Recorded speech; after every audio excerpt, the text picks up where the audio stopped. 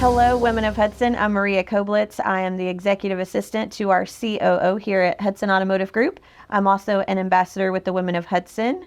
I am here today at Mercedes-Benz of West Chester in Ohio with Miss Belinda Gribble.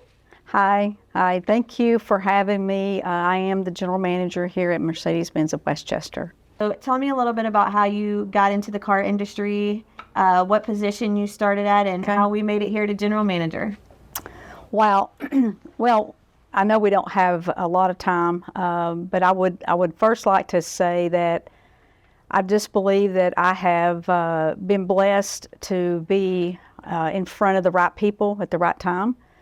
Early in my career, obviously growing up a single parent, my mom made me realize and made my sister realize that we had to really work for everything that we wanted to achieve in our life. With that mindset, I did earn a basketball scholarship, went to school.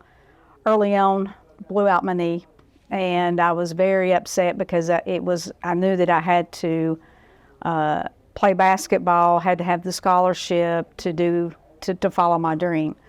However, that was cut short, and it was crazy the way I was introduced to my first dealership, which was Ken Hedrick Chevrolet in Chatsworth, Georgia. I went in one weekend and I was a waitress. I was teaching aerobics, so I was kind of working 2 or 3 jobs to make things, meet. And I walked into the dealership and I just said, "Can I sell cars?" And they just kind of looked at me like, "Well, no, you just can't sell cars." And I said, "Well, do you have anything?" And he said, "Well, you can wash cars on the weekend." Well, I know they never took me serious, and maybe they didn't think that I would take the job, and maybe just wanted to see what I would say. So I did take the job. I started washing cars 2 weeks later. Kind of shorten the story, I was the detail manager, so I did make it to the detail manager. Then after that, was promoted to work in the service department. They did put me in the office for a little bit, but I was too confined. I'm like, and it was just too much. I wanted to do more. I felt like that I needed to be out. I wanted to eventually sell cars. So I started in the service department when we rented Chevrolet Citations and Celebrities. Most people on this video will probably not even remember those vehicles. So that's about 38 years ago. Oh, wow. So you've been in the auto industry for 38 years. Okay. Yeah.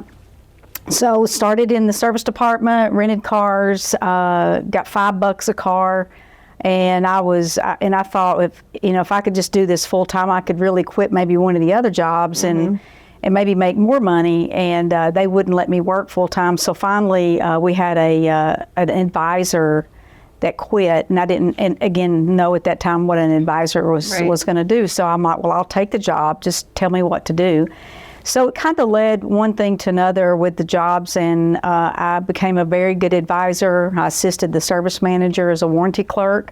So I learned a lot about the service process and obviously how to handle people. So I think working the service drive made me realize that you have to have empathy. Without the empathy and without listening to people, you really can't answer the questions, and you really can't figure out how to solve that. Right, and we are in the people business. We are absolutely in the people business, and not being taken serious for most of my life in these roles that I kind of felt like I was stepping up the ladder. It just gave me more power. I feel like every time somebody said no, it just gave me more power to keep going forward.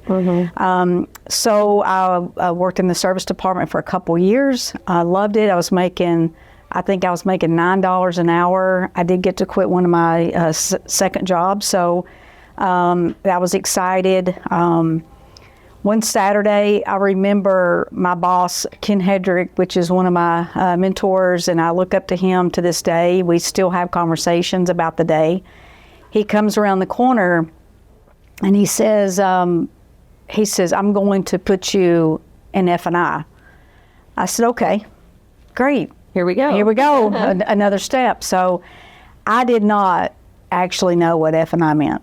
I had no clue. I didn't know if I was going to the office or back to the detail shop or if I was going to stay in the service department. So my manager, Gary Brewer, which had been there forever, he says, you just got a big, huge promotion. And I'm like, okay, all right, great. And he says, but you will have to clean up a little bit. I'm like, okay, so what does that mean? He said, well, you can't wear what you have. You can't wear jeans to your new job. So I was excited. And again, being at the right place at the right time. You know, and I think that a lot of opportunities are missed because maybe if Gary wasn't listening to me, my service manager, or maybe if my mentor, Ken Hedrick, the owner, if he wasn't watching me and listening to the things that I wanted to do, and my conversation was, I just want to do more. I just want to do better. I think I can do more. So then I went and bought me a skirt and a red blouse, and I started in the finance department. Well, let me ask you this. Did you buy the red blouse because you were in Georgia and you were a Georgia Bulldogs fan? Of course, absolutely. Of course. You know, I felt like when I looked at the picture and I went back and was looking at it last night, I'm like, man, I look so weird, and I felt like a stewardess, but then it was the red. So definitely Georgia, and I'm definitely a fan. So my adventure started in finance. I loved it, and I remember getting interviewed by Peggy Keel, which was another one of my people that I really looked up to, and that's when you could smoke in a dealership. So she would walk into my office with a cigarette and put her ashtray up there, and she's like, okay, we're going to learn this today. So again, I was surrounded, and I had people in my life that felt like I could do more. Some people don't have that, but so she, with her leadership and her structure and having to breathe the cigarette smoke, we kind of got through that. So finance for a couple of years, then moved into sales. And I'll tell you that I've never had any jewelry in my life. We never had presents. So in Christmas, we didn't have presents. We had fruit or we had family time. So it was never about a present. So my goal, one of my first goals was I wanted a vacuum cleaner and I wanted a ring. So I knew I couldn't, I had to make a lot of money. So I asked if I could go into sales. I was doing the commissions for the salespeople as a finance manager. And I'm like, oh my gosh, if they can make that money, I know I can make the money. So, and normally you go from sales then into F&I, but it gave me, again, I was at the right place at the right time, gave me that desire to do more, to be better. But again, it really wasn't about the money. It was because I kept on thinking, is this a dream? Can I just continue to do more? It would change your life. It would change my life. And whenever I would go to work, I always tried to help somebody in my day. Male, female, new salesperson, and I remember a new service advisor. I was able to spend some time developing the leadership for him. So got into sales, my first commission check. Now, I was used to making, I don't know, maybe $800 a month, I guess, or $1,200 a month, and my first commission was $8,000. And I just couldn't believe it. I even went back to the office, which is my dear friend, Debbie Hickson. She was the controller.